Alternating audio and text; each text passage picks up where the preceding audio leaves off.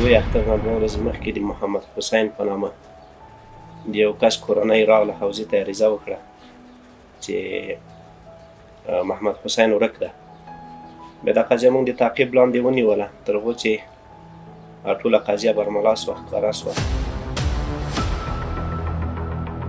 بیا دا قضیه د موږ د جنایي مدیریت د ملګرو د تعقیب لاندې وه تر دې پورې چې سلسلتاً د څو ورځو نه وروسته د کمپنۍ په ساحه کې عبدالله نامی گرفتاره سه او په خپل جرم هم اعتراف وکړ او ابتدایي دوسیه یې دلته ترتیب شوې ده او نور به انشاءالله عدلي و قضایي مراجعو ته معرفي کیږي. نامم عبدالله است.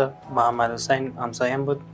در دکان پیسه میده می آوردم، پیسه میده 200 یا 50 باز از طرف شام پیسه کلان میگرفت، میگفت من روز بعدش دلار میخرم، باز در تفاوت سودا میکنم. کارش همین بود. 20,000 ازی گرفته بودم، باز گفتم که شاید دیگه باز من تو پیسه کلان میدم. محمد حسین شاید گفت که ماما مفقود شده بودم در جریان مثلا هست نیه کشو هست نیه. 9 بجه شب بود که برای من زنگ زد برادر دیگه می که خبر نداشت که گم شده. در خانه است، در خانه ما در چهارراهی چیز استادگاه نانبایی میشیم یا در چهارراهی نوروز است.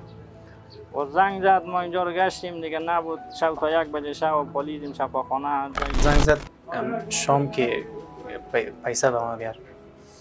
باز من گفتم من در خانه هستم از شریکم بگیر. باز گفت خواسته است. باز چند دقیقه بعدش زنگ زد گفت که شریکت میگه که حساب کتابش امرای خودش هسته، تو امرای خودش حساب کتاب کن. من زنگ زدم برش که بیا در خانه بیا.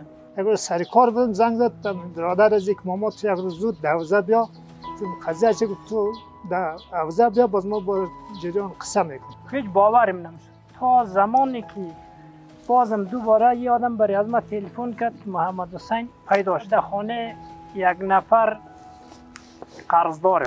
ای آمد در خانه 9000 چند داد. 9000 چند که دادم گفت تو مرا وعده کردی که باید دو بگاه یا هر شب باید پیسه به ما برسانی. همین تو جنجال این طرف که مرا طلا کرد من این طرف آمدم از دالج دی طرف آشپزخانه. قرضدار شده گرفته یالی دولت گرفته حوزه گرفته و نو اقرار کرده که در خانه ما یه نمی رقم زدیم. اما میشه که این کار شده بود امروز خود تصمیم گرفتیم که موضوع چی رقم حل کنیم. فیسبوک ساخته بود در نام بیادریم. باز می فیسبوک برای 5 دقیقه روشن میکرد پیام میداد که بیادر جور تیار است برای ما $20,000 تیار کن ما اعلام میکنم. چند روز بعدش باز گفتم موضوع را اختطاف جلوه بدم که محمد حسین گم شده.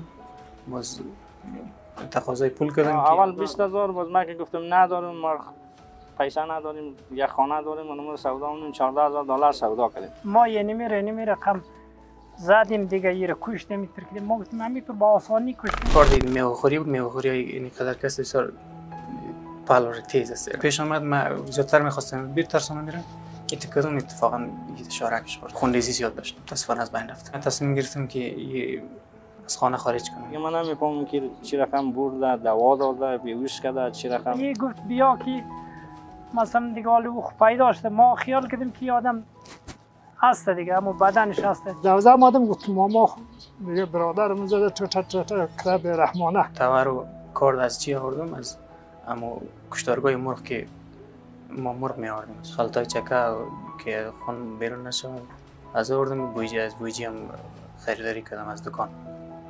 باز پس خانه که آمدم بازی دامام بازی قطعه کردم. یک قسمتش هم شب انتقال دادم دیگه رایش در اتاقم بکس لباس جای بجای کردم. بعد از اون که کلگی در خانه خسورم رفت به خاطر مسائل ایدی.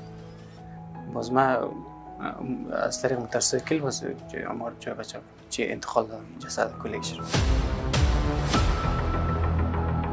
ساحه آخر 20 متره در حین گرفتن پول از طرف امارت اسلامی مجاهدین حوزه 13 دستگیر شد. از دولت اسلامی از حکومت اسلامی تقاضای از ما نمیه.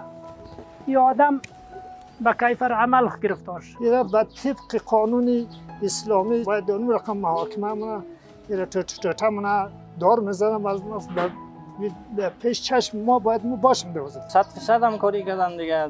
شب و روز دیگه دمی 16 روز دویدن، خیر ببینه دیگه. ما خود دیگه از اینجا میدم مجاهدین تروریست 13 بود پیدا کرد دیگه، اگه نه پیدا نمیشه.